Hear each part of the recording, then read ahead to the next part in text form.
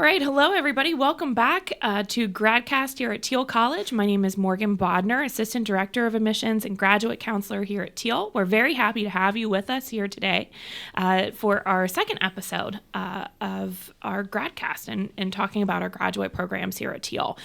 So today I'm joined by a few of our physician assistant students, and they're going to share a little bit about the application process that they experienced as they were getting ready to join us here at Thiel. So we're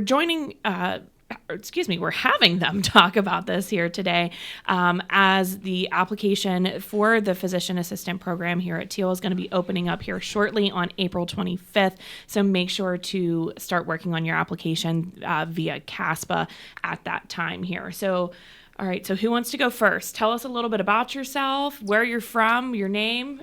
You tell me. I guess I will go first. My name is Ruben. I'm from Florida originally, and I'm one of the students here at Thiel, and I'm having a great time. Wonderful. Where'd you attend for your undergrad? So I went to Florida Gulf Coast University over on the west coast of Florida by Fort Myers. Wonderful. Mm-hmm. Awesome. Thanks, Ruben. I'm Alexandra. I'm originally from Newcastle, PA, and I did my undergrad at Slippery Rock University, and I majored in public health. Awesome. Hi, my name's Gabby. I am originally from Pittsburgh. I did my undergrad at Duquesne University, and I majored in biology. Wonderful. All right. So we have a few of you that are a little bit more local, like Pittsburgh. Newcastle's 45 minutes tops, depending on where. Not far. Yeah. So, Ruben, though, I do have to ask, how did you find out about Thiel coming from Florida?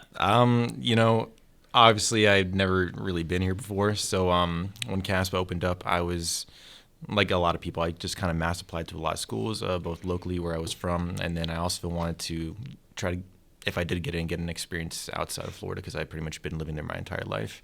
So I saw Thiel on CASPA. I looked you guys up. I thought it was a really nice-looking school. The program looked really nice, and I said, why not? I'd give it a shot. Hey, there you go. So now for you ladies, did you want to stay kind of closer to home and to what you were looking for? Ruben wanted to go away and explore, but how about you guys? Yeah, in my mind when I was applying to CASPA, I wanted to stay local. I didn't want to be that far from home. The furthest school I applied to was South Carolina, and I only applied there because I love boats, and their school's like by the bay. But I plan to stay close to home. Hey, that would be a good relaxing thing outside of class. That's for sure. Go hang out on a boat. Yeah, I did want to stay local. Ideally, I would have loved a new experience. But, my family, I have a boyfriend. It just made way more sense to be local. For sure. Yeah. For sure. And that's, sometimes is a trend as well, too. But the nice thing about PA school, especially like with clinicals, is you do get to kind of go out and explore and as you want to. Even if you are staying close to home for the actual class didactic portion, clinicals, you can go out and explore, too. So, looking forward a little bit, or actually I should say looking backwards, going back into your bachelor's degree and maybe even before then for any of you, why did you want to become a physician assistant? So for me, I majored in biology, and so Okay. I've always had an interest in science. It just really appealed to me. As far as why I wanted to go into medicine in general, not even specifically a PA, I just always liked the idea of helping people, knowing what to do in certain situations, especially like emergency situations. And so being able to have that knowledge, I thought would be a very valuable tool, especially because I have a lot of family with certain medical problems, and just knowing how I could possibly help them would just benefit everyone in general. And so that's my reason. Awesome. I knew in high school, I have a huge family, and with that comes a lot of health issues. So I've always been interested, and I actually have an aunt that I'm super close with. She's a physician assistant in cardiology, so I've always had her my whole life to look up to. I've always wanted to be exactly like her. And not too long ago, I had a cousin that was diagnosed with microcephaly about 6 months after she was born. And after that, I just knew, I wanted to do something with kids. I wanted to be in medicine, so that's how I found out. Awesome. I had a bit of a different experience. I actually started college as a pre-law student. Okay. Very different then. Yeah, I liked law. I wanted to go into it. It's got a similar trend where you're going to impact people's lives. So I knew I wanted to do that in some form, but reading and writing, not my thing. So I knew I had to switch gears. My dad was like, you should volunteer at a hospital, see what it's like to get new experiences. And I really liked it. I just felt like that was where I was like meant to be. And then kind of the PA profession, I knew nothing about. It kind of fell into my hands. This was probably my sophomore year of college. Felt like a good route for me. And so I kind of pursued it. I had to do 4.5 years to finish up some of my like pre-med, you would say pre-PA prerequisites, but it all ended up working out. And I'm so happy I decided to do this and not med school or law school or anything like that. Yeah. So do you think, as you were going through like the thought process of wanting to become a PA and the application process and whatnot, that you were at a disadvantage at any point?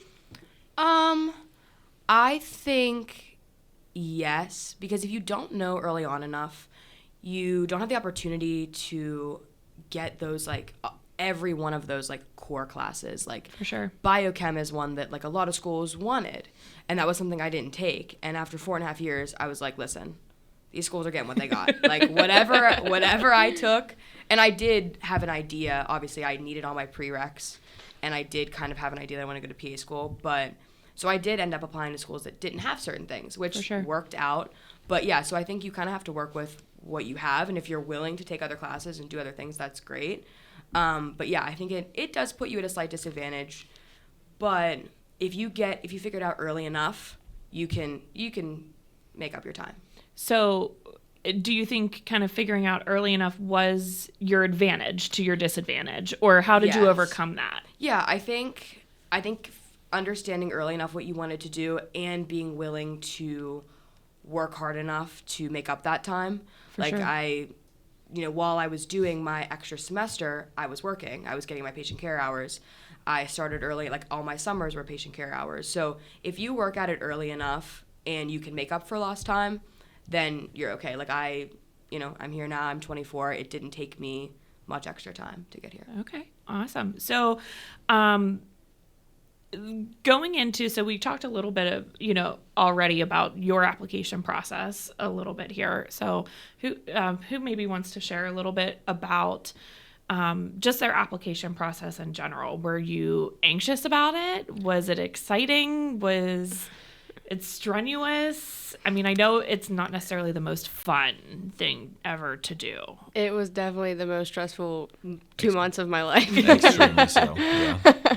I would say at my undergrad, we had a pre-PA club, and they helped us a lot. They made it slightly less stressful than it was.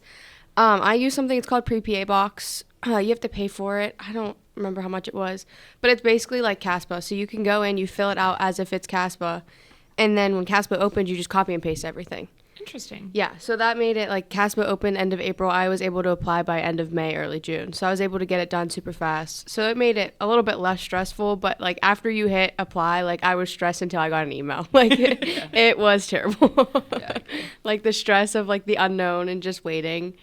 Like I was refreshing my email every second. Yeah. But. I wish I heard a pre-PA box. That would come in handy. Yeah. I've never heard of it. I've never heard of it. They like had a whole presentation on it. They talked it up, so I was like, I'm doing it. And now every time like somebody will reach out to me and ask me about my application process, like someone from home that's thinking about doing the same thing, I recommend that because like it was just so easy to copy and paste. For sure. Yeah, that's so nice. I definitely recommend that too. Yeah. Because I was like the complete opposite of you. I applied late in the cycle. I had no idea what I was doing, but it's just kind of one of those things that you figure out as you go along. Yeah. And I mean, hey, I'm here now. Hey, it worked, right? It worked. I did something right. Yeah, the way like my scheduling of it worked, I was like, I could have applied while I was still in undergrad. Mm-hmm. So I kind of just like wanted to figure out how CASPA worked. I threw in a couple schools. I figured out how the system worked. I applied to them. I was like, whatever. If I don't get into them, I don't care. I just want to figure out how it works. Didn't get into them. Didn't really care. But now I had an idea of how CASPA worked, and like my application wasn't where it needed to be. Okay. But I just wanted to figure out how CASPA worked. Yeah. So if you like are willing to like apply to a couple cheap schools or just like figure it out, Or that is, I should have just done what Alex talked about, because that is the perfect solution to my problem. Yeah. So do what Alex did. Don't do what I did. Go to PA Box, Yes. whatever that Whatever is. PA Box is, follow PA Box. So if they want endorsements, you can talk to our PA program. Yeah. For sure. I guess it's an unofficial sponsorship. Yeah. Just hit us up, right? Yeah. So as you were going through, how many schools did you guys consider and apply to? Yeah. So at first, before I realized the price of applying to PA school, I went in and I added all these schools. I probably had 15 schools, and then I got to the part where you submitted. It told me the total, and I was like, okay, wait, let's go through and pick realistic schools. And Not I think, cheap, right? No, not cheap at all. Yeah, that's the biggest tip, is definitely don't apply to schools you can't get into, because Yes. you're paying money. You got to be realistic with yourself. If you're not going to get in there, or you're probably not going to end up going there, don't do it. Yeah, there was a lot of schools where I was just applying just for fun, and I knew even if I got in, I probably wouldn't have gone there. Because the numbers do add up. They really do. I think I ended up applying to 5 or 6 schools.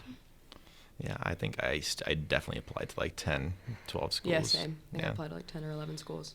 Yeah, and it definitely drained the bank account a little bit. So I do recommend getting a job before going to PA school, because monetarily wise, you are going to need that little extra in the bank account, Yeah. especially when applying. So then with that, so you're talking, 5 to 10 schools, Yeah. give or take, as just at average with you guys of what I'm hearing that you really considered. So with that, how many cycles did you have to go through in order to land here at Thiel? I luckily just went through one. Yeah, same here. I did too, but again, that was kind of I was just trying to figure out CASPA, honestly. Yeah, honestly. And I applied to a school, I think, or 2 at that point. For sure. So that wasn't me really trying to apply. But yeah, so the one that I did apply to 10 schools, that I did get into that. So I will say, when you look at statistically, you guys are anomalies. Majority of the time it doesn't happen that you get in your first cycle, type of deal. Especially for somebody who's not considering PA from the get-go. That seems to be the trend. So typically about 2-3 or so cycles seems to be a trend that getting into PA school. Now, that may be adjusting a little bit. More PA schools are becoming established and whatnot all throughout the United States. They're popping up everywhere. So that may, adjust here in the next few years. As schools are just becoming accredited and building programs, but we'll see how that continues to fluctuate. But so give yourselves a pat on the back. I mean, you guys rocked it there the first time through. So, so Alex, you mentioned that it took you about 2 months to complete the CASPA application, and that was with assistance with PA Box. Tell me, how long did it take you guys to really work through the application? I probably started working on it when it opened, and then it probably only took me a couple of months. Once you add your schools, figure out what those schools need, because every school needs something different. Then yeah, it doesn't take too long. It's really the essay writing that is the longest portion.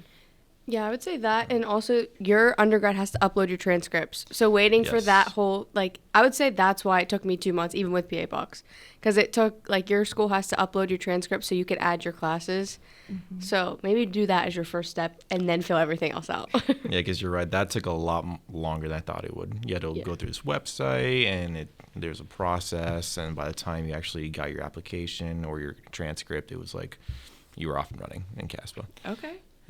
Yeah. So not too long. I mean, but a few months. It wasn't an instant, immediate, fill this out in an hour time span, right? No. You can fill out a lot of it in a relatively short amount of time, because it's a lot of biographic information about you, where you're from, and then just putting in schools that you would eventually like to apply to. Okay. But other stuff like the transcript, you do have to wait on. So one of the questions I get all the time is shadowing, healthcare, patient care hours, those types of deals. So for here at Thiel, we do now require that you have 40 hours of shadowing before you're able to start the program, and 500 hours of patient care or healthcare experience as you're going through. Our meaning behind this is we want to know we want you to know what you're getting into. Oh yeah, right. Definitely. Super important. Very important.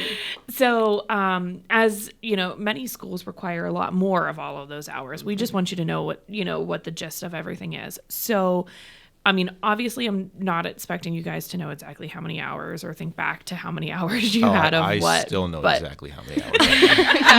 You would. Yeah, Ruben would know. I how love many that, hours he Ruben. has. I love that. So, what did you do for your healthcare, your patient care hours? So, pretty much straight out of undergrad. So I graduated my college in May. About a month afterwards, I got a job as a phlebotomist at a blood bank near where I live. And that was honestly a great experience, both to get the skills in phlebotomy and also to realize if I actually do want to do this or not. Because I don't know if you know, when you donate blood, a lot of people tend to pass out. Yeah, that's me. Yep. So I dealt with a lot of that, and that kind of made me realize, okay, so this is kind of what's going to be like. I can do this a little bit. And so that's what I did, and I think it really helped in the long run. And then as far as shadowing goes, I had to search. I had to search a lot because if you don't directly know people who will take you in, it is extremely hard to just cold call people and get shadowing opportunities, because for one, you don't want to be that person who is annoying a perfectly random nice person who's just trying to help people do the job, and just constantly email them, call them, be like, hey, can I just follow you around for like 5 Yeah, I days? agree. It's awkward. It is awkward, but if you have those connections, I recommend you chase them down. Otherwise, like for me, I really had to cold call people. I literally had a list of providers near me that I was trying to call and getting shadowing. But thankfully, I found some, and it was a great experience because you really do see how they work in real life, and it was pretty good. Yeah. Awesome. What did you guys do? I was a patient care technician at my local hospital. I was resource pool, so I was able to go on every floor from ER to med surg. I had psych patients. And then through my undergrad, I was required to do an internship before I could graduate.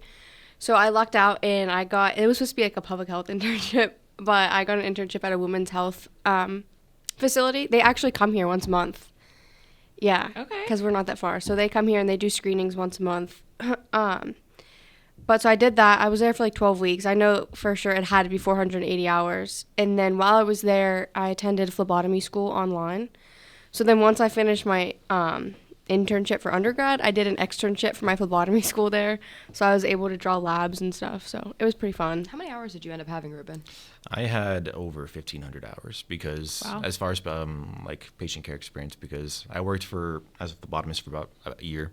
Okay. And I was working 40 hours a week, and I had a lot. Adds up. I just never knew. I was curious. It added up, yeah. I had in the thousands. I'm not sure the exact number. Yeah, eventually you lose count, but it was definitely around 1,500-1,600. Yeah. Okay. Yeah. I did a little bit of everything, again, because I didn't know really what I was doing. I worked first as a pharmacy technician on and off for a few years. I did it more consistently for about a year, and then once I got another job, I would show up whenever they needed people, because that's always an issue at a pharmacy. Mm-hmm. And then I ended up working for probably about 7 months as kind of a patient care technician at a nursing home, which is it's a hard job. It's a hard job. It's sad. It's a lot of work, but you do learn a lot. You learn a lot about patients. You learn a lot about patient care. And so, but after a while, you can't do that anymore. The people that do that for a long time, they are bigger people than me. And so then I ended up getting really lucky and working as a medical assistant at a dermatology practice. I was not a certified medical assistant. I got trained on the job, which a lot of places don't do. So if you can find a place that does that, it's great. Again, that's another level of care that I learned to do more advanced things, I would say. Mini procedures, things like that. So yeah, I would say in total I probably had around 1,500 hours, if not more. But the diverse different types of things I did were definitely more helpful, because you see you see little different things in each part of healthcare that you don't get maybe working at one thing. For sure. And to go off your point, for a lot of places, I didn't have to get certified as a phlebotomist to work where I did. Okay. So if future applicants out there are worried about like, oh, I don't have all these credentials, I don't think I can get a job here, just keep looking and apply and definitely ask, because a lot of places might say that they want you to be, certified, but then you go in person, they're like, oh, you don't really have to be. Yeah. And I was trained on the job too, so you just really have to go out there and ask the questions because the opportunities are there. Yeah, if you're applying on LinkedIn and it says be certified for this, apply anyway. You Yes. don't know what's going to happen, and that's a lot of times how you end up getting jobs that you don't think you could have gotten. Yep. Wonderful. All right, so we're going to wrap up here, but I do want to ask you guys one last question, especially as your current PA students.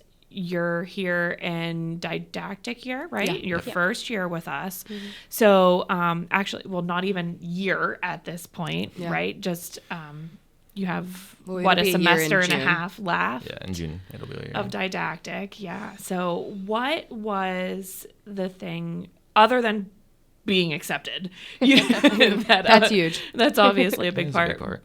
But what is it that drew you here to Thiel for our PA program?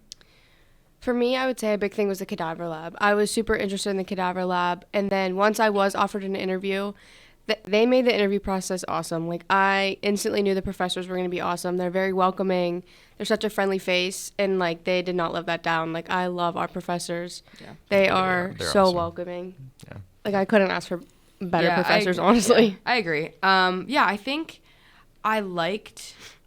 surprisingly, I liked that it was in a rural area. I'm not from a rural area. So it was it's a really different experience for me living here, but we don't have a ton of distractions. Like, there's not a ton of different things we can do on the weekends when we stay here. So it really helps you to have to focus on studying, have to be here. And the school is so cute. Like, it's this cute little school. Like, it's really cute. And I will 100% agree. The professors, they're awesome. They were awesome during the interview. Like, right away, they're going to be cool with you. You can go in their office whenever. Like, you just felt that they were a nice, like, close-knit community they were of warm. professors. They were warm. They were very warm, yeah. Yeah. I have to say, too, the facilities are a big part of what attracted me, especially because I had no idea what anything was around here. I'm from Florida. And so, it was really nice, especially during the interview. You were one of the first people I contacted when I got an interview here, and you were very welcoming. Maybe if you were Oh, well, thanks, Ruben. like really welcoming. Don't mean to talk you up. It's but, and then during the interview itself, I was obviously very nervous. It was like my second interview. And everyone just made me feel a lot more at home. And it's hard to do over Zoom. Well, for sure. Yeah. Yeah. So to give everybody a thought process for as you're listening in, we don't know yet what our interview process will be exactly, if it'll change or anything like that. But here, as Ruben says, our interview process for his cycle was over Zoom. So you never know what you're going to see over a Zoom call, type of deal. Yeah. It makes it a little bit difficult to showcase campus and those facilities. But feel free to check out on the website and our YouTube channel and whatnot here for Thiel. You can see a tour of campus in itself, as well as a little bit more in depth of the PA wing in general here. So we are going to wrap up here for the day, but thank you all three of you for joining us here today and taking some time out of your very hectic, busy academic schedule as you're gearing up for your spring break here next week. At least some time to relax is on the horizon a little bit. So, but thank you all for joining us here today and for our second episode of Gradcast.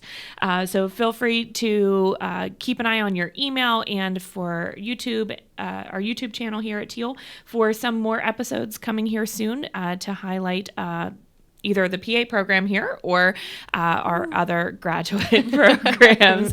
Awesome. Thanks, guys, for joining us. Have a great day. Bye. Bye. Bye. Bye.